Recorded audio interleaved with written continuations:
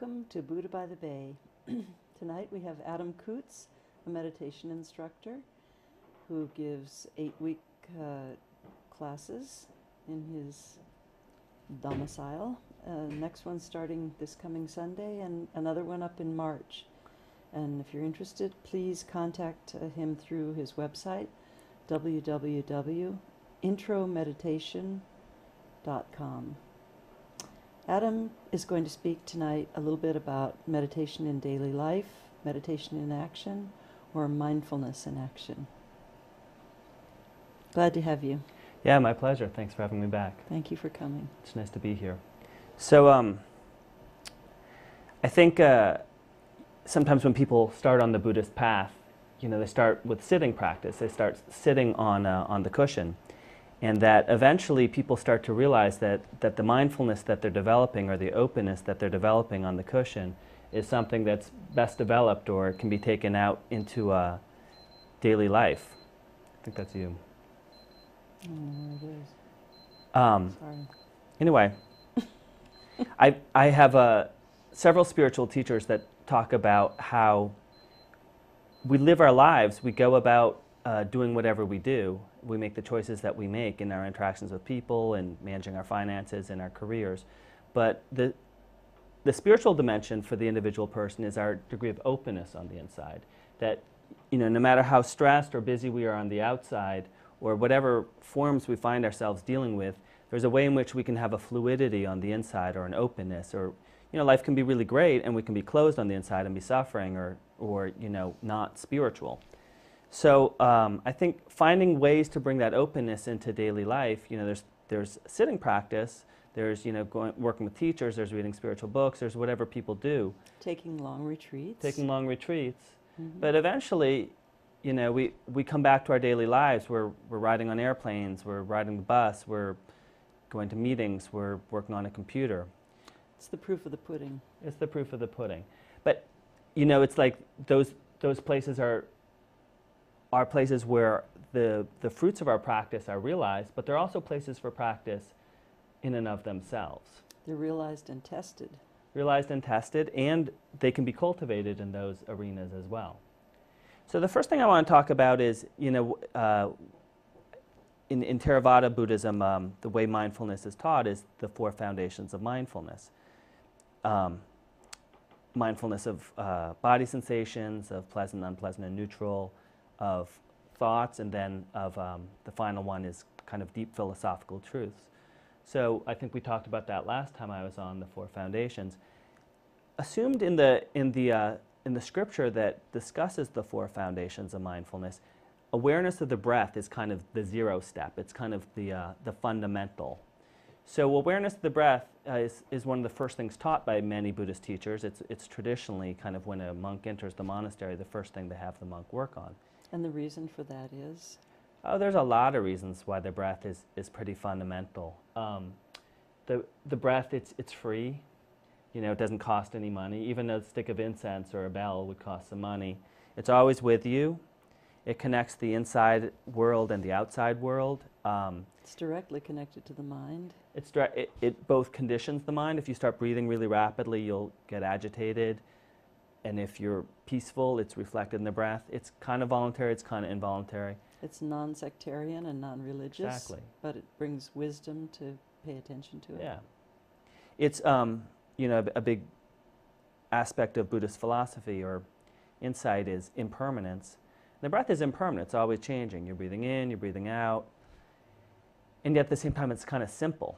It's like if you try and be aware of the impermanence of the mind, that's a crazy phenomenon. It's really difficult to pay attention to with clarity. Whereas the breath, it's kind of simple. You can just sort of pay attention to, am I breathing in, am I breathing out, etc. Oh, I spaced out for the last 10 minutes and didn't pay attention to my breath. What happened to it? Some people do pay attention to their breath all day. There's a Burmese teacher, I forget his name. Some of my teachers have worked with him. U Pandita? Maybe. Yeah, I think that sounds about right. Anyway, he used to ask his students in interviews how many times did they breathe the day before, and he really wanted to know, from the moment they woke up to the moment they fell asleep.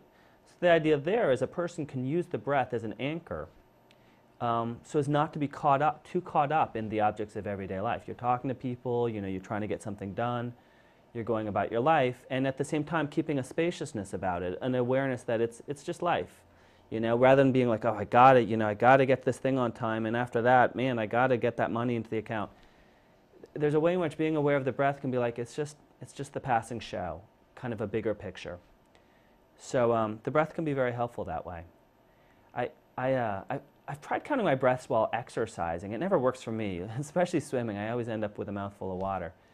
But I know my dad, when he bicycles or he runs, he'll tell me that was a 123 breath hill or something. So my dad's not very Buddhist, but it's a way for him, you know, to stay grounded and to find deeper reserves of energy meditating. And awareness of the breath can be great working on a computer.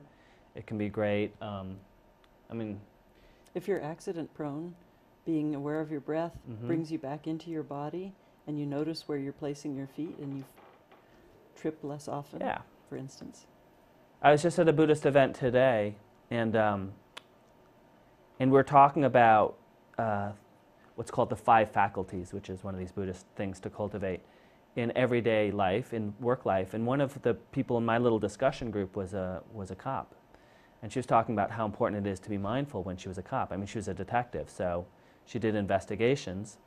And life-saving, in fact. Yeah, exactly. To be mindful as a cop. It helps her to do her job. It helps justice to be done, and it has her pay more attention to what's going on. She used to do crime scene investigations. So being mindful is very important there. And I think some of us that work in offices, it's easier to be like, well, it's not as important. You know, I just go in, I do my thing. But, life is endlessly deeper than we think it is. So, bring a sense of depth, of mindfulness, of awareness, being anchored on the breath. It can bring richness to life. It can bring, making better choices. There's a lot of positives to it. So, the first foundation of mindfulness after the breath is mindfulness of body sensations. And I find this is a practice I do a lot of. I'm pretty naturally ADD. I think that's what drew me to Buddhism. And I get really bored in meetings. I really don't like meetings, especially if it's other people just reporting on stuff and it doesn't have that much to do with me. And I find that noticing where I'm tense, where I'm kind of like my energy starts going, I got to get out of here, I got things to do. Where that anxiety is located and feeling the waves of energy and really just sort of like opening to them, being with them, giving them space to dance their dance.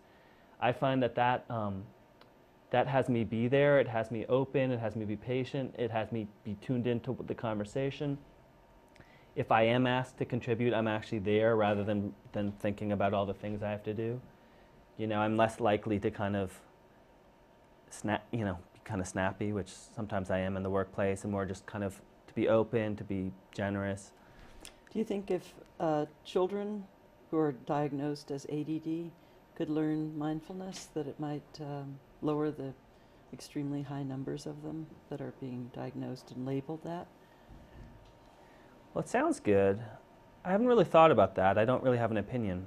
But, I mean, sounds good. I think mindfulness is a great thing for people to learn. I think a lot, if teachers and school administrators and parents and the adults that children interact with have a sense of spaciousness and openness, that probably would be really good for children's mental health too. I think sometimes the positive influence we can have on people is our own practice and our own openness. It may be the only influence we have on others. Yeah. I'm no expert on children. I don't have any. I don't really know at what age really children can start understanding some of these Buddhist concepts. I've never really taught children, but I know there's people that do great work with that, with teaching mindfulness to children. And I think, in fact, I think there are studies that have been done with teaching mindfulness to ADD kids. And I mean, I have to believe it would be a good thing.